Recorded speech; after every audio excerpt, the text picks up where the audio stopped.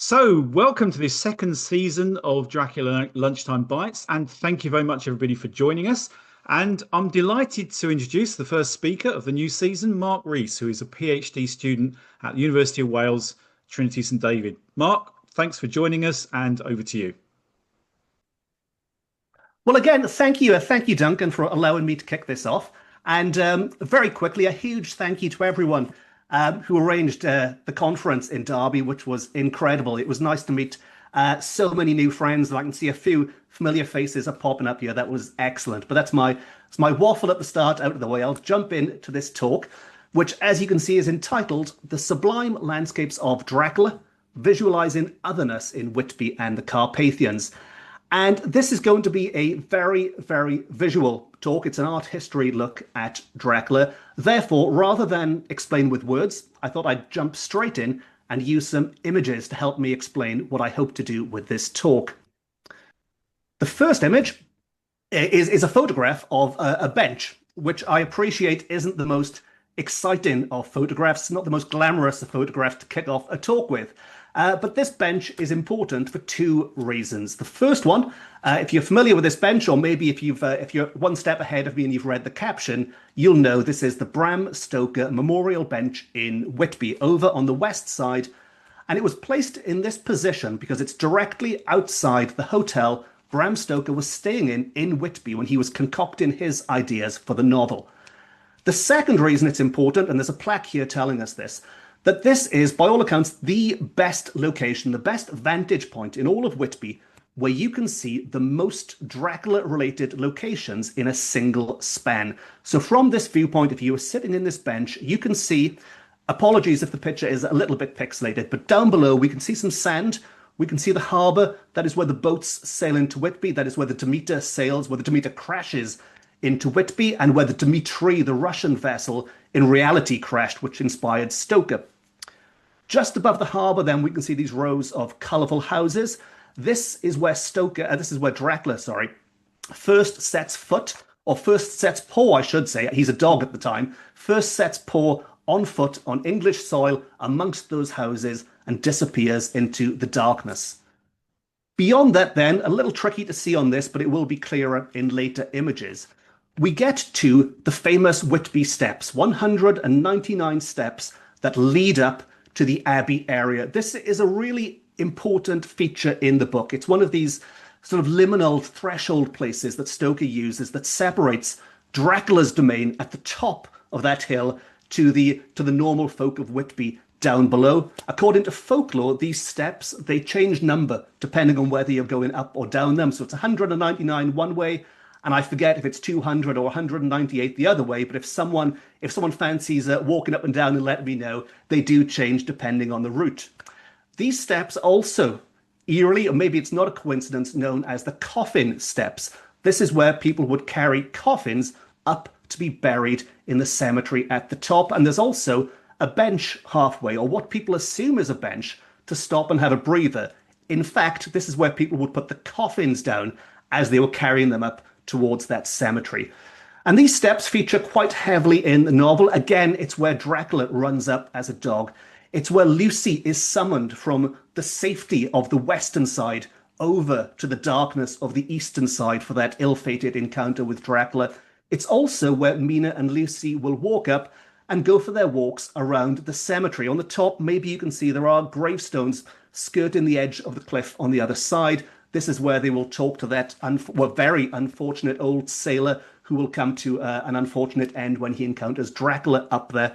And behind those gravestones are then the church building and the very famous Whitby Abbey building. So this one view really is, it's a snapshot of Dracula's domain in England. There are so many things squeezed into this. And this view is what inspired my talk today, because while we are familiar with the story, and we look out and we can picture Dracula in that landscape, it did get me thinking, is there something intrinsically spooky, for want of a better word, in this landscape? Or did Stoker make it spooky by putting his vampire into it? Because Whitby has this magical effect where if you do find yourself sitting on that bench, certainly as the shades of night are falling, and if a bat were to flutter past your face at that moment, you would start thinking, we know it's a work of fiction, we know it's not true, but maybe, just maybe, we should pop back to our hotel and get a crucifix or some holy water just in case there's something out there. So how can we see whether or not there is something spooky about this landscape, or whether it is simply us looking back through this lens that Stoker has given us? Well, from an art or a visual perspective, we can look at what other people were doing in and around the same time, what the painters were painting, the illustrators were illustrating, and in some cases we have some photographs, what the photographers were photographing. And one such image is this wonderful painting of Whitby Harbour by John Atkinson Grimshaw. I've chosen this partly just because I love it. It's an incredible painting, but it's also the closest I could find to that viewpoint from the bench. We're still on the west side of Whitby. We're slightly further down the cliff, but all of those same locations can still be seen. It's a bit clearer now, the pathway leading up towards the top and the church and things. We can see the houses, all the elements are in place. And again, I think it's fair to describe this painting as spooky. And importantly, the date. This dates from 1878, 2 decades before Stoker writes Dracula. And what is it that makes this painting so spooky? Well, central to this entire painting is the moon. It's central in a literal sense. There it is, bang in the middle of the painting. But it's also central because everything that we can see, or everything we can't see, maybe more importantly, is thanks to that moon. And it's not a nice sparkly moon like the full beam of a headlight on a car. This moon is obscured by the clouds. Therefore, the hues and the tones being cast off by this moon are much more sickly. We get this greenish, greyish colour being cast over the land coming from this moon, which I would say lends it this sickly colour. Now, in the foreground, we can see there are some silhouettes of people here. No one is quite clear. Everyone's a little bit spooky and in shadow. There's a little trick that artists like to use where when we see figures from behind in a painting, that represents us looking out at the scene. A very famous example I'll probably refer back to during this talk is Caspar David Friedrich's Wanderer painting. Everyone knows of the man standing there holding the cane, looking out at mountain after mountain after mountain. That is us contemplating the mountains. Now here the scene isn't quite so epic, but we are down there on the quayside looking out, and we can see in front of us is a barrier. It's a threshold. It's a big body of water that seemingly we can't pass. If you're familiar with Whitby, you will know, of course, we can. There's a bridge just out of shot. But based on the information the artist has given us, we need to get past this water. And then those colourful houses we saw in the previous shot now look like a dark barrier huddled together, stopping us going any further. And if we do get through those, we then hit that liminal space, those steps that lead us up to Dracula's domain at the top of that hill. This is very much a spooky landscape, and I don't know if anyone's been keeping count, but I've probably overused the word spooky already in this talk, and we're only on the second slide. So perhaps a more appropriate word, a more academic word that we could use to describe a scene like this would be, there we go, the sublime. Now, the sublime in and of itself is a big can of worms that I could spend the next 20 minutes talking about. You'll be glad to know I'm just going to spend 2 minutes talking about it because this is a much more general talk. But one of the most important thinkers of the sublime in the early days of the Gothic in the late 1700s was Edmund Burke. Thanks to this book, we can see on our screen here, A Philosophical Inquiry, to give it its full name, Into the Origin of Our Ideas of the Sublime and Beautiful. The important word there is and, because what Burke did was separate the sublime from the beautiful. For him, the sublime represented terror, that overwhelming feeling that when you're faced with something vast, unknowable, powerful, like those mountains in that Caspar David Friedrich painting. Mountains, of course, much more terrifying back in the 1700s than to us today. But this idea of nature as this incredible force is how he described the sublime in this book. There's a nice little quote where he said, "Whatever is in any sort terrible or operates in a manner analogous of terror is a source of the sublime. That is, it is productive of the strongest emotion which the mind is capable of feeling." Now, Stoker would create such feelings using the text, And I hope to show that we can see such feelings also in the landscapes that feature in the book. Now, over on the left-hand side, we have what I like to use as a checklist, a 7-point checklist to see how sublime something is. This is effectively Burke's ideas, Burke's quite dense book, condensed into 7 points. They were put together by two art historians writing for the Tate, Christine Riding and Nigel Llewellyn. And it's not just for painting. In fact, Burke himself believed painting to be a lesser art form for the sublime. He thought painting was too literal. It shows you everything. Whereas something like poetry was at the top, because poetry, you had to think about it. But nevertheless, the same 7 points work no matter what the art form might be.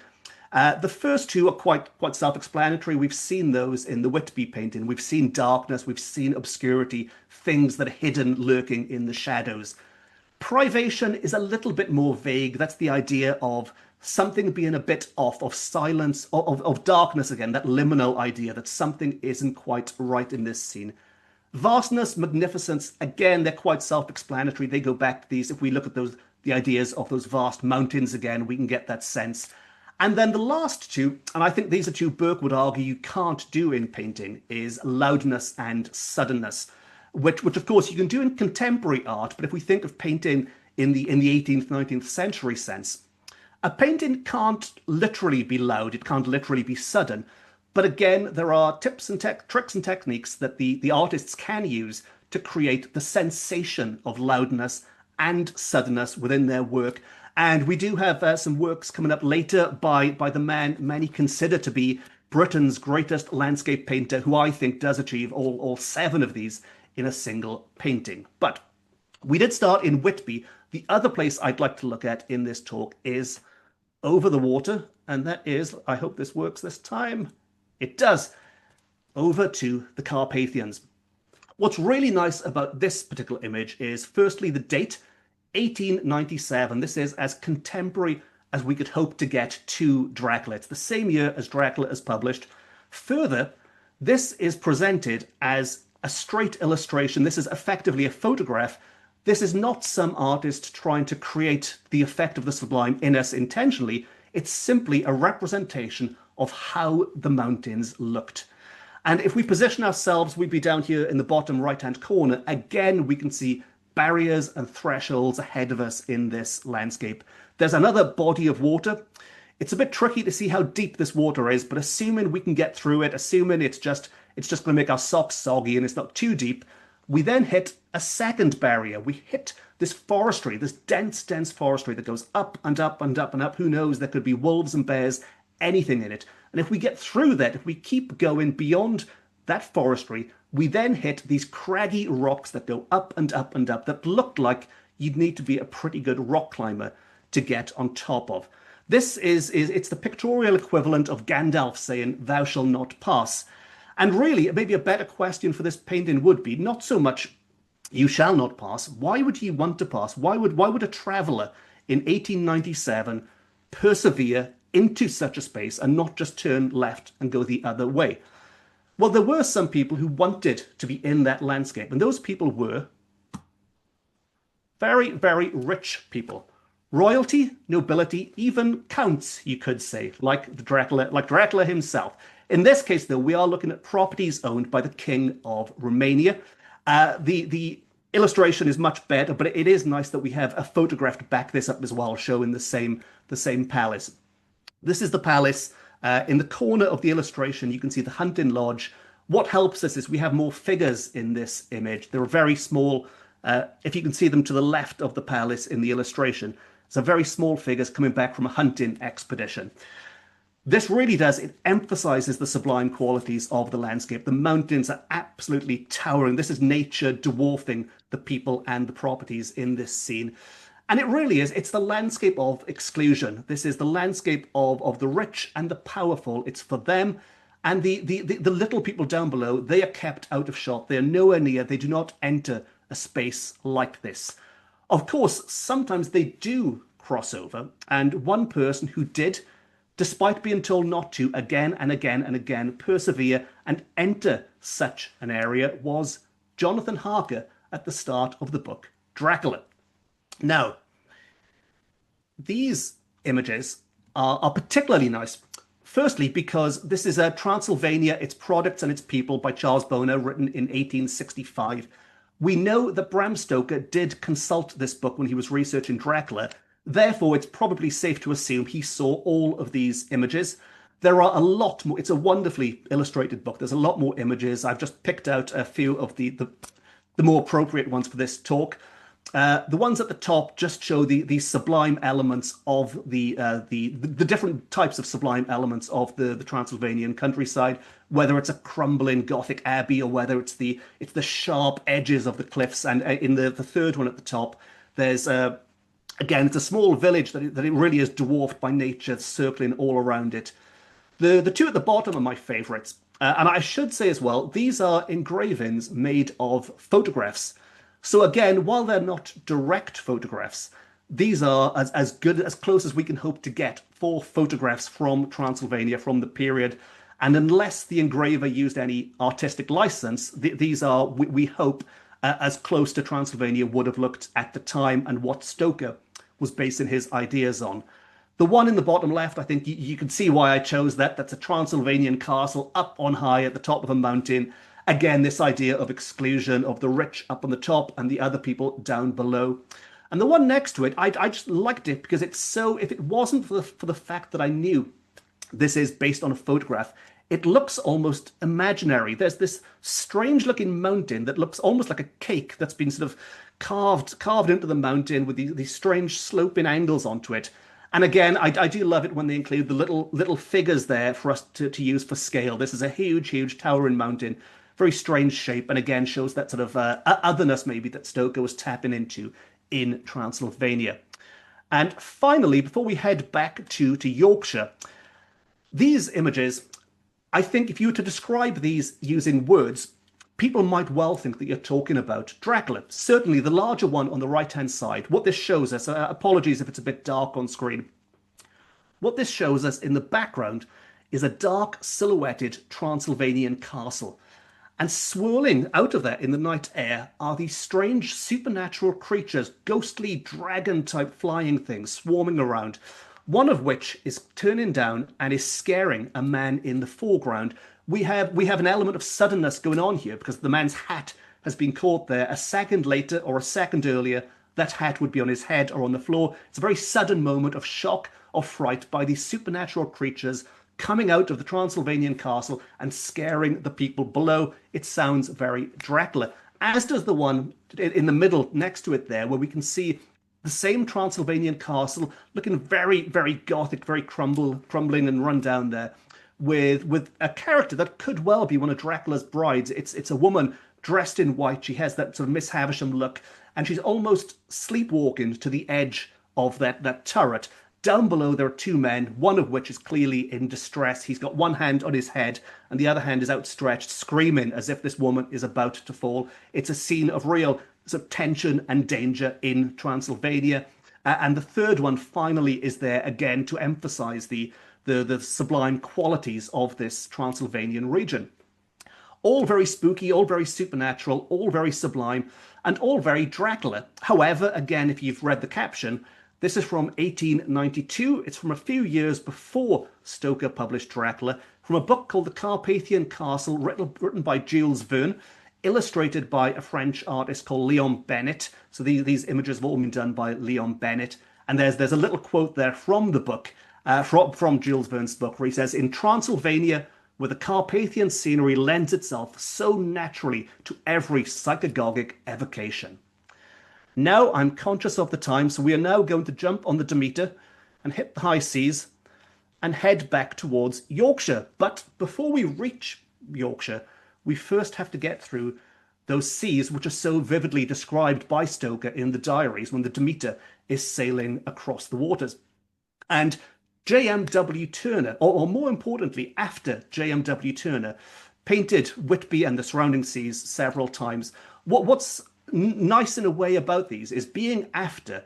These are reproductions that suggests many more people would have seen and engaged with these images. A single painting by Turner might be hanging up in the patron's billiard room somewhere. But the fact that these are after means there's more chance more people saw them. Maybe even Stoker would have seen them as a result. The smaller ones on the right-hand side show the two extremes of the sublime, really. At the top, again, we have this snapshot in time. There's a crack of lightning that is coming down. The sea is absolutely swirling, as is the sky. It's almost like this whirlpool of effect that is taking place there. And it's a scene of utter chaos on the seas. The one beneath it is the opposite. It's much more calmer. And yet we have this looming silhouette of Whitby Abbey in the distance. So while one is a much more in-your-face terror then, as it were, on the high seas, it's a more creeping terror that we see down below with the silhouette in the distance. But the one I really wanted to focus on, and this is the kind of scene that those on board the Demeter, well, if there were any left, certainly Dracula might have seen as they approached Whitby, is on the left-hand side. And this really is a scene of high danger. Down below, we can see that a ship has been smashed upon the rocks. There are some tiny figures who have managed to climb aboard what looks like some kind of rock in the sea there, with all the waves swirling around them. There are other figures on a rock which looks to be connected to the land. And these, maybe they're survivors, maybe they're rescuers, but they're waving to each other, and it's a scene of, we don't know what's going to happen next. This really is a life or death scene. There's a ray of hope in the top corner. In the top left corner, we can see over Whitby itself, there is a bit of sunshine, a bit of light in the air, and there's the lighthouse that's beckoning them. But sadly, for those people at sea, it is just darkness and wind that is pouring down on them over on the right-hand side. Other artists then who depicted Whitby, and we're getting even closer to shore now, is another artist called Turner. Not Turner we just looked at, a much lesser known Turner called Taylor Turner, an artist from Leeds. And what Turner has shown us here is that even when the boats are within touching distance of the shore, I don't know how clear it is on the screen, there is a little light that can be seen on the shoreline there of Whitby. They are within touching distance of land, and yet these boats are being thrown about. The seas are a very dangerous place in this area. And then the one in the centre, this is as local as we could hope for, an artist called French who's from Whitby. This is a Whitby man painting Whitby. And I like this because while I'm assuming this wasn't his intention, this does give us a Dracula's eye view of arriving in Whitby by sea. This is, we are on the water here, we're looking left, and we can see those are the houses, and up there, that is the Abbey. That is where Stoker, sorry, that is where the dog is going to jump on shore and is going to run up, and we all know what happens next on the sea. And I've included it more for reference, really, but there's the photograph there in the bottom corner, which many of you might be familiar with, which shows the wreck of the Dimitri, the ship that did indeed come into these shores, did crash, and did inspire Stoker when he was writing the novel. All of which brings me back to the bench, and I'm very pleased I've got to this point with a few minutes to spare as well. I was worried I'd go over on time, but luckily we've made it. So looking back, these landscapes, I hope as you've seen the landscapes, they're certainly not just scenery. They are active parts in the book. They are very much their borders, their thresholds, and they play a central part in what takes place. As to the question, was Whitby spooky before Stoker? Well, again, it depends how you define spooky, but there are certainly images out there that suggest that there were other people creating spooky portrayals of these places long before Stoker. And maybe the best way of saying it is Stoker inherited it and then infused it with his own ideas, which have transformed it. And today, when we visit Whitby, when we sit there on that bench and we look out and contemplate that view, we are also inheriting those ideas, and maybe we are making it even spookier with our own imagination. Thank you very much.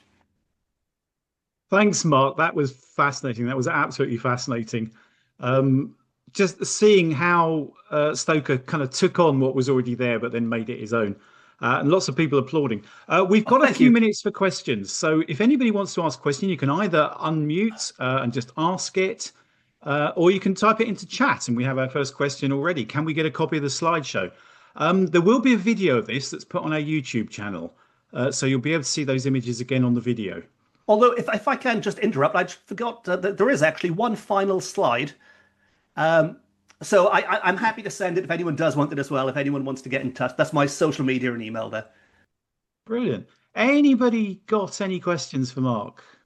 Mark, yeah, Steve Wallace here. Thank you very much. It was a really good talk. Oh, thank you, Steve. The imagery you had there, where can that be seen in person? Are they from certain museums or where are they? Some beautiful imagery up there. With great difficulty, sadly, they aren't readily available. If there's any in particular you'd like me to look into, I can. But certainly things like the Turner prints are fantastic, and to the best of my knowledge, that they're just not on display anywhere. I'm getting them from places like the British Museum, the archives, to use for this slideshow. But to stand in front of them, I mean, the Grimshaw one, it's such a shame that one isn't. Yeah, exactly. As far as I know, I mean, I'll have to double check, but yes, I've had to find these from the archives and from collections. And as with the steps, if anyone knows where I can see them, please let me know, and I'll make the drive. I'll drive down the M4 to go and see where they might be. Okay, we got a couple more questions. First one was from Matt Cheeseman. Great talk, Mark. Thanks a lot.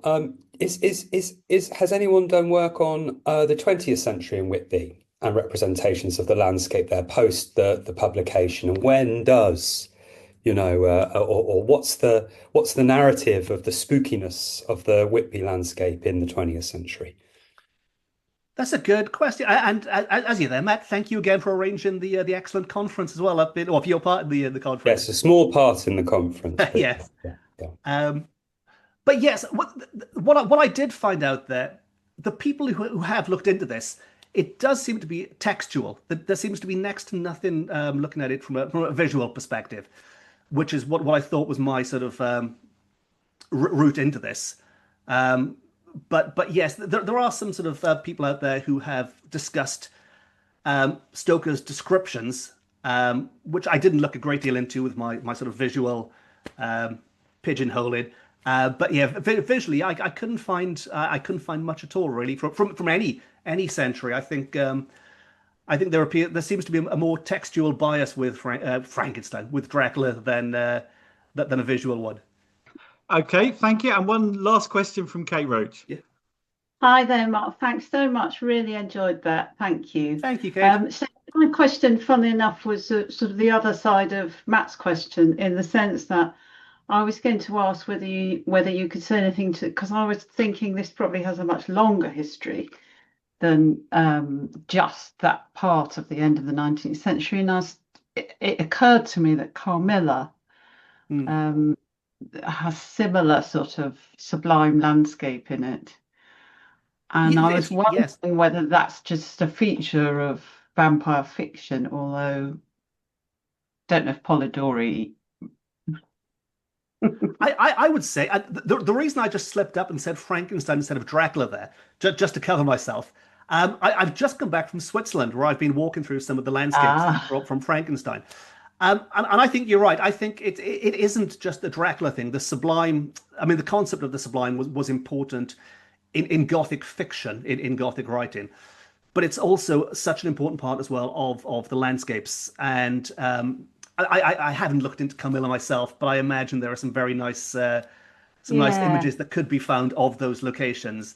And there are certainly some beautiful ones in Frankenstein. I'll show you my pictures one day of all the ones I've just taken. But and the other person that comes to mind, who's a bit of a bore to read, to be honest, but has beautiful imagery, is Anne Radcliffe, who was late 18th century Gothic. But Boar's putting it, they're long, aren't they? Yes, yeah. Okay, it's gone one, so let's draw things to a close. So firstly, can we say a big thank you to Mark for what was a fascinating talk? So you can either type a comment into chat, or you can unmute, or you can just use the react button to send a round of applause. Thank you very much, Mark. Thank you, Mark.